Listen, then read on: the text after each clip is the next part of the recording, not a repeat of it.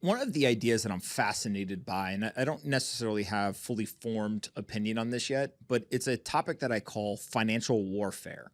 And what I mean by financial warfare is, let's talk Russia Ukraine first, right? Is Russia invading Ukraine elicited financial warfare from the United States? We went ahead, along with NATO and other countries, and sanctioned in what is the most coordinated financial sanction kind of regime of any one major country. And for most people, I think they would argue it had a great benefit. Some people might argue that it wasn't as effective as we wanted, but either way, we did it.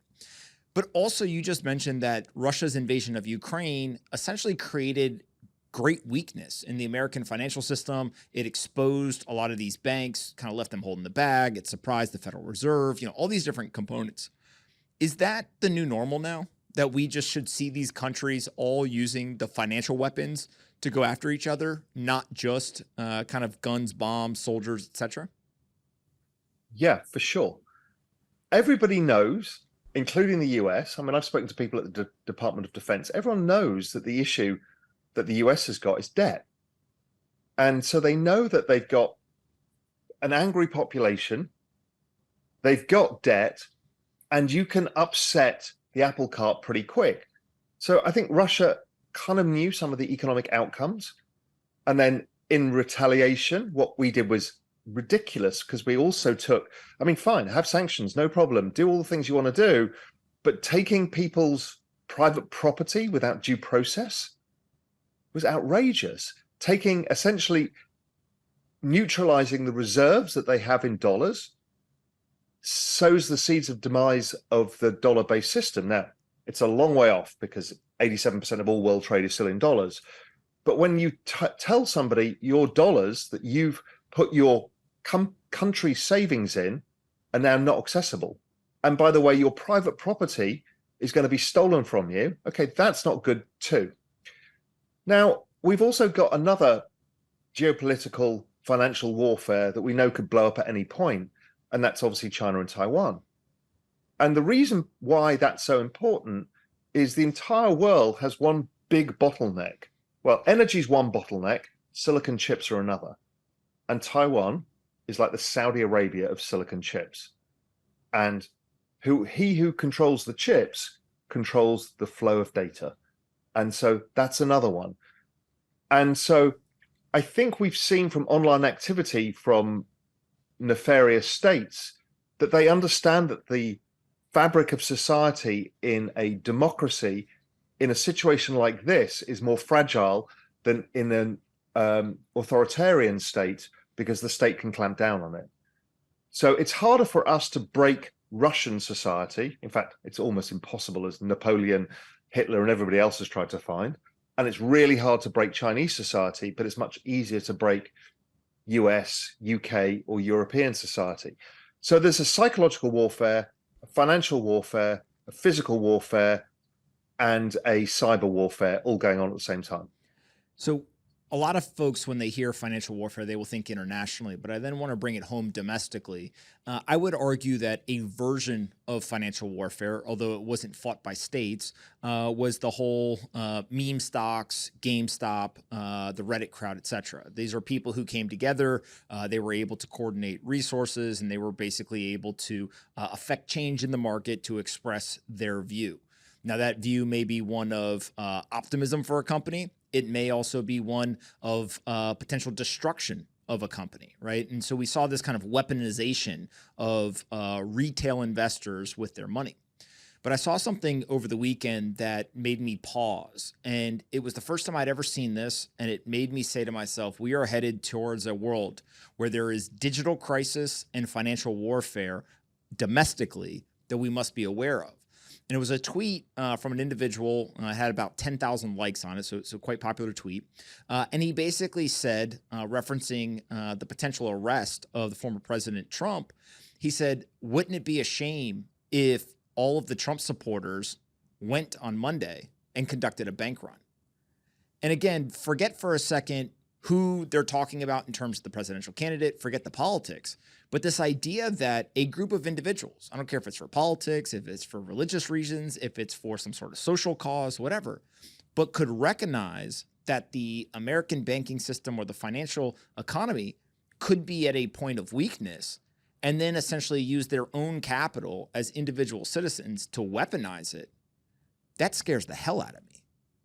We are not prepared for shit like this. And we'll come to AI later. The classic way would have been to vote or protest in the street. But as you mentioned before, the world works at Twitter speed. You can create false information or high quality information instantaneously, coalesce enormous numbers of people at the same time. And we're seeing this with this banking situation now. And we also know that there is a people versus the state. I mean, what Balaji's doing is trying to get people to understand it's not about $1 million bet or Bitcoin going to $1 million. It's about, listen, people, we can do something about this. It's incredibly empowering when it's the hive mind.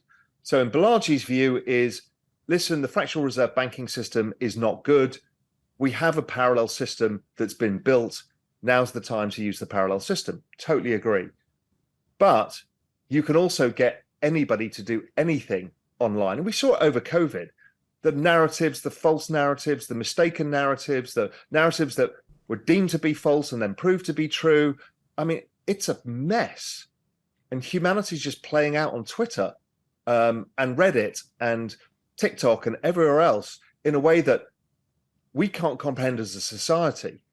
How fast, what is the unintended consequences? What happens if they get something wrong?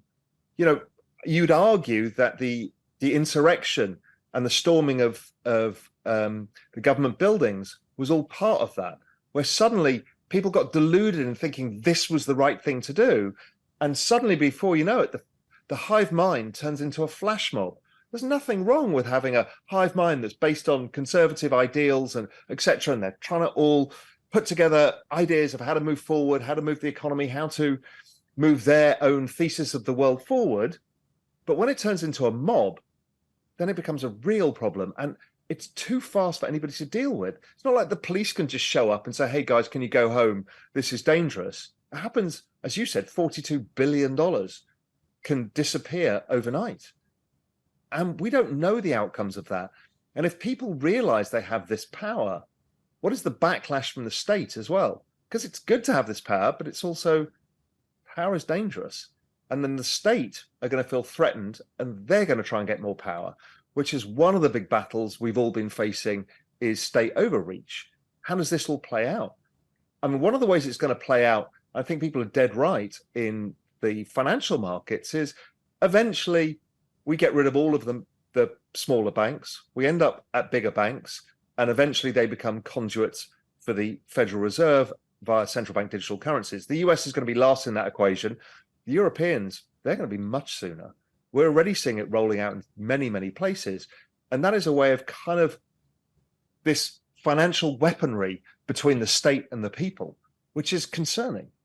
Now, there's upsides to central bank digital currencies too. I think they do a great job in certain things and terrifying in others. And this battle will mean that the state takes more power than it should do in a way to keep itself relevant. So is your base case right now that these individual banks in the private sector, the smaller ones fail, get consolidated, kind of disappear over time, everyone gets concentrated into the major banks. Those major banks essentially get nationalized and then are used as part of the central bank digital currency and the Federal Reserve System? Or is it more of, hey, there's only 4 or 5 of you major banks, and if you want to kind of play with us, then you just are going to execute on our plan or our technology, but the government doesn't actually have to nationalize them in order to be able to do it? Yeah, I think it's the latter.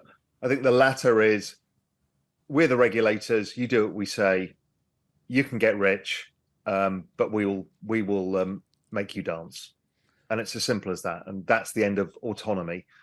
And we're seeing that blurring of autonomy between the Federal Reserve and the Treasury as well. That happened in 2020. So all of this is becoming the financial construct is becoming a political construct as well. And again, you know, this is one of the reasons, and we'll get into crypto, I'm sure, later, why crypto is hugely powerful in positions like this. It's a way out. It's a life raft, as I've called it.